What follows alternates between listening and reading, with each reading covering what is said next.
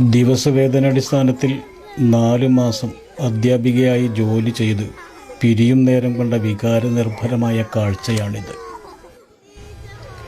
Teacher പോകല്ലേ എന്ന് വിളിച്ചു പറഞ്ഞ് പിന്നാലെയെത്തിയ കുട്ടികൾ ടീച്ചറെ വാരി പുലർന്ന് പോകാൻ അനുവദിക്കാതെ കൂട്ടക്കരച്ചിലുമായി പിടിച്ചുവെക്കുന്ന കാഴ്ച. കൊപ്പം ഗ്രാമപഞ്ചായത്തിലെ മേൽമുറി ALP സ്കൂളിൽ നിന്നാണ് അധ്യാപകരെയും കുട്ടികളെയും നാട്ടുകാരെയും കരളലിയിപ്പിച്ച വികാരനിർഭരമായ ഈ രംഗം.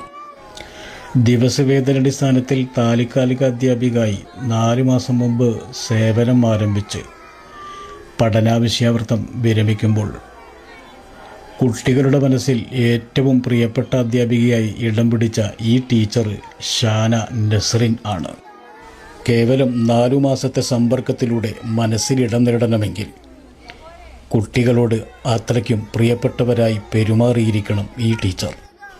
മുൻ പാലക്കാട് ജില്ലാ പഞ്ചായത്ത് അംഗം സാബിറ ടീച്ചറുടെയും കൊപ്പം ഗ്രാമപഞ്ചായത്തിലെ ഡ്രൈവറായി ജോലി ചെയ്യുന്ന ഫൈസൽ ബാബുവിൻ്റെയും മകളാണ് ഷാന നസ്റിൻ. പട്ടാമ്പി ശ്രീനാരായണ ഗുരു ഓപ്പൺ യൂണിവേഴ്സിറ്റിയിൽ ഡിഗ്രിക്ക് പഠിക്കുകയാണ് ഷാന നസ്റിൻ.